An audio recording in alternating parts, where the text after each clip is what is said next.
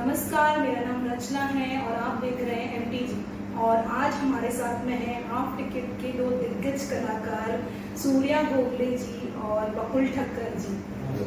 नमस्कार, वेलकम, स्वागतम आपका MTG पे। Thank you. और अब हाफ टिकट ये 8 साल बाद फिर से रंगमंच पे आ रहा है, मतलब इसको रिवाइव करने का क्या आइडिया था, क्यों इसको वापस लेके आया जा रहा है? एक तो गुड थिएटर, अच्छा theatre is always in demand, और दूसरा अभी जैसे this is the international year of mental health, तो ये सब्जेक्ट है, इट्स अबाउट सब्जेक्ट डाइवर्स करने तो मजा नहीं आएगा, फिर भी थोड़ा बहुत बताना पड़ेगा। तो subject is about mental health, relationship with normal human being and a mentally retarded person. तो उसका क्या रिलेशनशिप है, उसकी क्या आकांक्षाएं हैं, उसकी क्या इच्छाएं हैं, वो नॉर्मल लोगों की तरह क्यों नहीं है और क्यों है और क्यों उनसे बेटर है, ये सारी चीज़ें हम एक्सप्लोर करते हैं। तो ये सारी चीज़ें का हम प्रेजेंट करेंगे आज के ज़माने में, तो आई एम श्योर कहीं ना कहीं तो प्रति किसी को मिलेगी और इस पर ध्यान दिया जाएगा। और ये भी कहा जा रहा है कि ये सुनहरे युग का सुनहरा नाटक जो वापस लाया गया, तो ये कौन से सुनहरे युग की बात हो रही है और क्यों ये सुनहरा नाटक?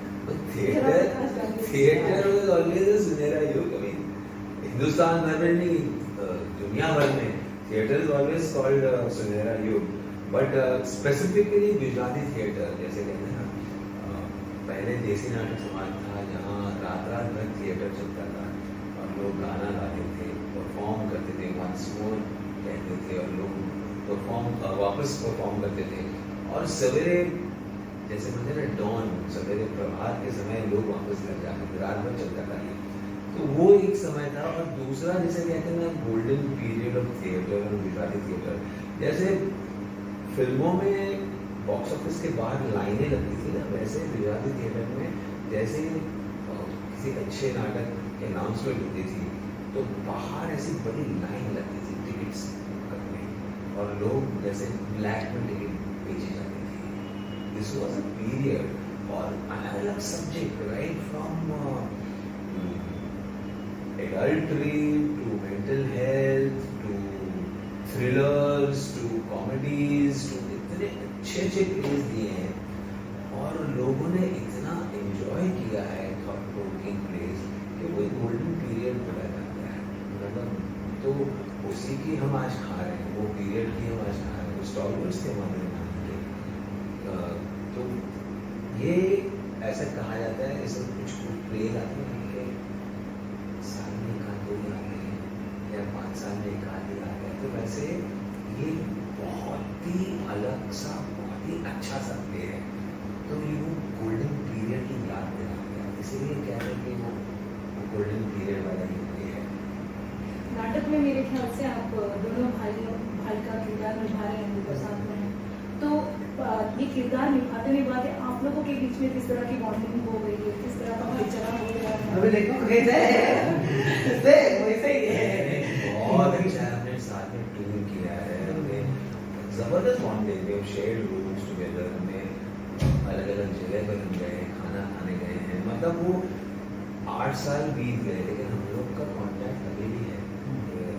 सूर्या है, मैं, मनीषा जी हैं, तो एक अच्छी सी बॉन्डिंग है। जब हमारे जो प्रोड्यूसर साहब हैं निमेश शर्मा जी, उन्होंने कहा कि क्या ये ज़रूरी है कि कुछ समय के लिए हम ये फिर से करें लिमिटेड शोज़ के लिए, तो क्या आप लोग तैयार हैं? तो हम तीनों ने हाँ कहा, हमने 1 मिनट भी सोचा नहीं कि वो क्यों हो सकता है, क्योंकि वो बॉन्डिंग हमारी इतनी स्ट्रॉन्ग थी, ये प्ले इतना स्ट्रॉन्ग है एंड हमारी बॉन्डिंग इतनी स्ट्रॉन्ग थी ना, इसी वजह से हमने बाकी सारे कमिटमेंट्स छोड़ दिए। मुझे ये भी मालूम है मनीषा जी एक और प्ले कर रही थी, लेकिन उन्होंने वहाँ से नहीं, मैं बाद में करूँगी, मैं ये प्ले करना चाहती हूँ, मैंने भी ऐसा ही कुछ कर दिया, इसने भी अपना काम छोड़ के ये उसने कंटिन्यूटी दाढ़ी बढ़ा दी थी, करवा दिया था उसने ये प्ले के लिए। तो ये बॉन्डिंग अगर नहीं होती तो कहाँ से होगा ये पॉसिबल? और ये प्ले किस तरह के रिलेशनशिप, किस तरह के रिश्तों को दर्शाता है, कितनी गहराई से रिश्तों को दर्शा रहा है? तो आप देखेंगे तो ये आपको पता चलेगा। ये आपसे ये सवाल हम पूछेंगे, आप प्ले देखेंगे उसके बाद ये सवाल आपसे पूछेंगे। बट ऐसा है, relationships are the barometers on the foundation of life. तो जैसे मैन वुमन रिलेशनशिप है, रोमांस जिसे कहते हैं, भाई भाई में जो रिश्ता है वो किस तरह का है, मतलब एक नॉर्मल रिलेशन, सिबलिंग राइवलरी होती है, सिबलिंग लव होता है, वो किस तरह से आगे बढ़ता है, क्या डेप्थ है इसमें, वो सारी चीजें we try to bring it ahead. और somebody जो कोई बाहर से आता है तो वो कैसे उसको असिमिलेट करते हैं फैमिली में और कैसे तीनों का बॉन्डिंग हो जाता है, दैट इज द स्टोरी। हाँ, जरूर देखेंगे और दर्शक भी मेरे ख्याल से उत्सुक हैं, वो ईगरली वेट कर रहे हैं क्योंकि इतने साल बाद वापस आया है तो जी, जी। देखना चाहेंगे। वैसे आज के युग में ये रिलेशनशिप, रिश्ते ये बहुत ही जल्दी बिखर जाते हैं, मतलब पल भर में टूट जाते हैं, ऐसा कोई स्ट्रॉन्ग बॉन्ड नहीं रहता है वगैरह। तो ये हाफ टिकट जो प्ले है, आपको क्या लगता है इससे दर्शकों को इससे क्या संदेश उनको मिलेगा, किस तरह का संदेश उनको मिल जाएगा? संदेश वो कितना एक्सेप्ट करते हैं नहीं करते ये तो मुझे नहीं मालूम। संदेश ऐसा है कि भाई रिलेशनशिप जितने ही टेम्पररी है उतने ही परमानेंट है। आज चाहे हमारे माँ बाप हमारे साथ हैं या ना, लेकिन हमारे को रिश्ता तो है उनके साथ। चाहे हमारे भाई बहन यहाँ मुंबई में हैं, कहीं और है देश भर में या कहीं और विदेश में है, लेकिन रिश्ता तो है उन लोगों के साथ।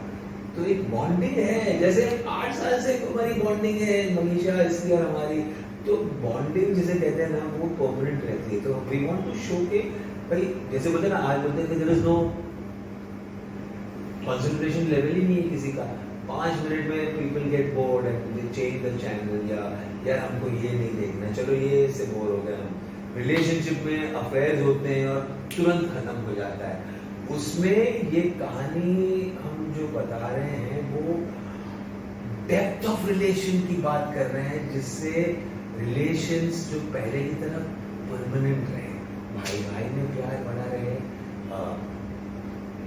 हस्बैंड वाइफ में प्यार बढ़ा रहे, फ्रेंड्स में प्यार बना रहे, ये बातें हम दिखाना चाहते हैं। और ये कहीं ना कहीं बहुत जरूरी है, मतलब रिश्ते हैं तो सब कुछ है। बिल्कुल। तो कहीं ना कहीं ये नजरिया भी चेंज कर देगा हाफ टिकट, जो लोगों का रिश्तों के प्रति देखने का जो नजरिया है, आपको लगता है कि कुछ ऐसा करेगा कि शायद लोग अलग दृष्टिकोण से देखना? 100% लोग मुझे बताओ कि कितने लोग मेंटल डिप्रेशन या मेंटली रिटार्डेड चाइल्ड की तरफ देखते ही हैं, या उनकी इच्छाएं, उनकी आकांक्षाएं के बारे में सोचते भी हैं। बहुत कम लोग ऐसे सोचते हैं। तो ये जैसे बोलते हैं ना, एक सब्जेक्ट है कि ये एक एंटरटेनमेंट के द्वारा आप ये प्रेजेंट आप कर रहे हो, तो 100% इसके बाद लोग सोचेंगे जरूर कि थॉट तो रहेगा उनके साथ हमेशा। अब कितना इम्प्लीमेंट करते हैं ये नहीं मालूम, लेकिन थॉट 100% उनके साथ रहेगा। क्या बोलते हो? बट एक एक्शन को थॉट की जरूरत होती है, थॉट ही है जो एक्शन में कन्वर्ट होता है, जो परिवर्तित करता है। आप लोगों के किरदारों के बारे में थोड़ा प्रकाश डालेंगे। आप राजा प्ले कर रहे हैं, तू बता, तेरे किरदार के बारे में बता। राजा और राहुल के बारे में हम जानना चाहते हैं, हाँ, किस तरह के राजा। आए हैं? राजा ने जो प्ले को नाम दिया है वही एक राजा है। एक गतिमंद है, मराठी में गतिमंद बोलते हैं, हिंदी में क्या बोलते हैं? मंद बोलते हैं, ऐसा कैरेक्टर है। ये कैरेक्टर में मैंने ऐसे 4-5 लड़के को देख के ऐसे और ऐसे बोल रहे इसलिए मार दिया। नहीं वो सूझ नहीं रहा क्या बोलने तो आपने, मैं बोल रहा हूँ, तो आपने जो आपने स्टडी किया, जिस तरह से आपने लोगों को आप मिले, जिस तरह से उनको ऑब्जर्व किया, क्या स्टडी किया आपने इस रोल के लिए, ये तो आपको बताना बहुत जरूरी है। हाँ वही पता होगा किस आप इधर से स्टार्ट करो। समझिए ये इंटरव्यू नहीं है, हम आप मुझे है ना वो क्या बोलते हैं, दिल की सब बात बता रहे हैं, मैं ये रोल के लिए कैसे चुना गया, क्यों, मैंने क्या प्रिपरेशन किया। अब मराठी होने के बावजूद भी आप गुजराती में इतनी अच्छा तरह से मतलब इसको बोल पा रहे हैं, कर पा रहे हैं, परफॉर्म किया, और ये कैरेक्टर क्यों ऐसा है कि दिल को क्यों छू जाएगा। तो आप ये सारी बातें, ये जो पॉइंट्स है ना, आप इसके ऊपर मतलब मैंने इस तरह का आपको पता नहीं ऐसा। एक कैरेक्टर मैं जो कर रहा हूँ इसलिए मैं ये कैरेक्टर है ना, मैंने ऐसे स्कूल में गया था, एक काला चौकी में गति में लोग के स्कूल में, तो 4-5 लोगों को ऐसा देख देख के एक कैरेक्टर बनाया। और ऐसे ना मेरे फ्रेंड के घर पे मेरे जो डायरेक्टर है उसके बाजू में भी एक ऐसे लड़का है, वो भी जो मैं प्ले कर रहा हूँ कैरेक्टर, वो भी ऐसे ही सेम है। आगे क्या बोलूं? नहीं मतलब इसने ना पूरा जैसे मेथड एक्टिंग है, इसने पूरे लोगों को ऑब्जर्व किया, वो किस तरह से चलते हैं, किस तरह से एक्सप्रेस करते हैं, अपना इमोशन कैसे व्यक्त करते हैं, ये सारा इसने बहुत लंबे समय के लिए इसको स्टडी किया। और रिहर्सल प्रोसेस में ना जैसे बोलते हैं ना 4 चीजें करके बताई, हमारे डायरेक्टर ने बोला नहीं ये नहीं ये नहीं ये, तो इट वाज एक दिन का प्रोसेस, रिहर्सल प्रोसेस है, इसने फाइनलाइज करके क्रिस्टलाइज करके ये कैरेक्टर बनाया।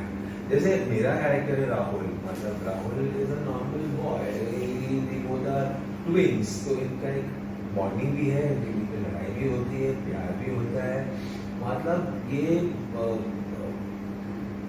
अब नॉर्मल तो सबको मालूम है कैसे है, लाल होती के आगे रुक जाता है, होती के आगे चला जाता है, वो नॉर्मल है। लेकिन नॉर्मल का relationship with somebody who is not normal in front of the world, वो कैसा है और किस तरह से वो आगे लेके जाता है उसको, दैट इज द स्टोरी। और मुझे आसानी इसलिए हुई बिकॉज इसने बहुत सारी स्टडी की थी, मुझे रिलेट करने में, गो अहेड, कनेक्ट इमोशनली बहुत आसानी है, तो इसने बहुत ज्यादा स्टडी की है। मेरे अंदर की बात समझ कभी कभी शब्द हमको हाँ वही मुझे सुनने नहीं रहते सूझते नहीं। ऐसा होता है, मुझे मैं ज़्यादा कॉन्शियस हो जाता हूँ। जैसे एक है कि ये लोग किस तरह से चलते हैं, किस तरह से बात करते हैं, कहीं कहीं ना दे हैव फिजिकल डिफॉर्मिटीज, मतलब एक मुंह का एक पर्टिकुलर एक्सप्रेशन होता है, चलते हैं तो एक पर्टिकुलर वे से चलते हैं, उनका इट्स नॉट नॉर्मल फ्लेक्सिबिलिटी, उनके जो उंगलियां होती हैं, उनके जो एक्सप्रेशंस होते हैं, हाथ के एक छोटे movement बच्चों का, की तरह। हाँ वो होता है, उनका ब्रेन भी कुछ बहुत ही जैसे ना राइट लेफ्ट ब्रेन, तो कुछ बहुत डेवलप होता है, सुपर डेवलप होता है, और some part the brain is like a small child. तो ये उसने ऑब्जर्व किया, उसको कैसे बिहेव करता है, कैसे चलता है, किस तरह से एक्सप्रेस करता है, ये ऑब्जर्व कर करके ये सीखा है सर। तो ये मतलब I have to salute. Half ticket क्यों स्पेशल है आपके लिए, आप लोगों के लिए? आप वैसे तो आप दोनों ने बहुत ही सारे प्लेस किए हैं, आपने ताजमहल का उद्घाटन, आप मराठी फिल्म में बहुत ही चर्चित नाम है, आप टीवी शोज और अन्य सारे मीडिया में भी आप एक्सप्लोर कर चुके हैं, फिर भी हाफ टिकट क्यों स्पेशल है आपके लिए?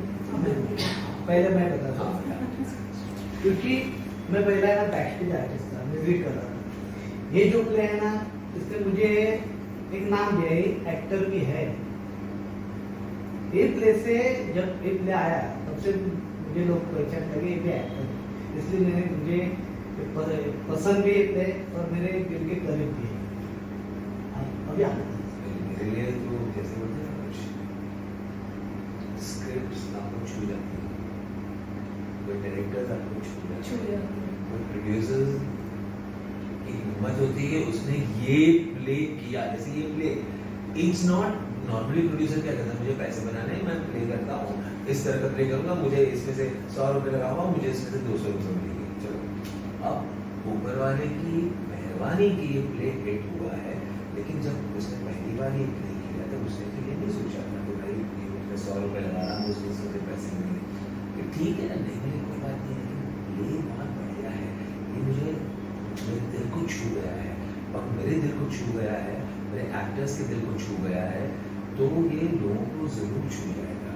तो ये थॉट वो ट्रांसलेट में मेरे पास आया और मैंने एक्सेप्ट कर लिया। तो इसलिए मेरे लिए भी ये प्ले स्पेशल बन गया एंड सब लोगों ने मेहनत की and that's why it has gone ahead. Half ticket ये जो नाम है, मतलब जो टाइटल है, ये क्या इसके पीछे का क्या महत्व है? मतलब ये क्या मैसेज देना चाहता है, ये क्या बोलना चाहता है? मतलब आपके सामने हाफ टिकट ये बोलते हैं, आप ट्रेन के पास जाते हैं और बोलते हैं हाफ टिकट दीजिए, तो आपके दिमाग में क्या आता है? क्योंकि अगर मेरे साथ कोई बच्चा है हाँ। तो उसकी फुल टिकट नहीं लगने वाली है, Correct. उसकी हाफ टिकट लगेगी। Correct correct. तो तो इसी तरह एक फुल्ली ग्रोन चाइल्ड अगर उसको बोले हम हाफ टिकट है, तो आपके दिमाग में इमेज क्या आ जाएगी? किसी स्पेशल चाइल्ड या Correct. स्पेशली एबल्ड चाइल्ड के बारे में हाँ, बात कर रहे हैं। ये प्ले एक स्पेशल चाइल्ड के बारे में है, इसीलिए उसका नाम रखा गया है हाफ टिकट। कि ये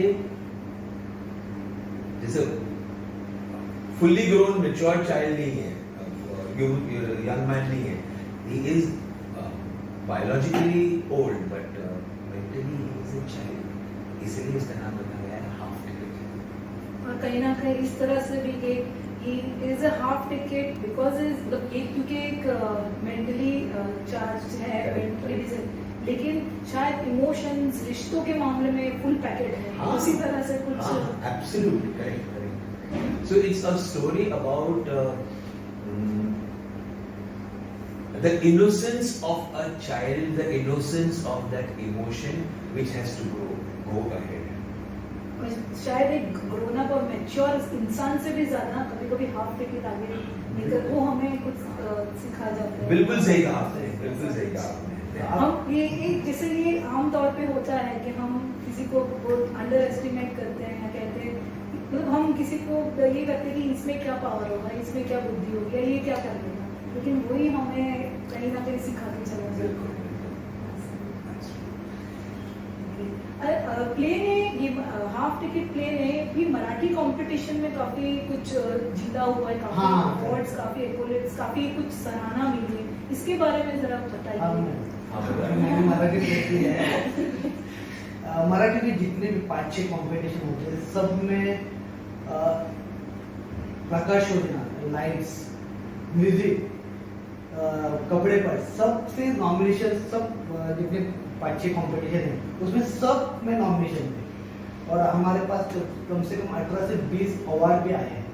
अच्छा, मुझे स्पेशली मुझे भी सहायक अभिनेता, उत्कृष्ट अभिनेता ऐसे मठा सम्मान, जी गौरव और सांस्कृतिक कलाकार के मुझे भी अवार्ड मिले मेरे पास इस कैरेक्टर के। मराठी में बहुत चला है, गुजरात में तो चले रहा है पहले बहुत, अभी भी चलेगा। ऐसे 21 से 22 हमारे पास मराठी में अवार्ड है। और ये मराठी प्ले से अडेप्ट होके कुछ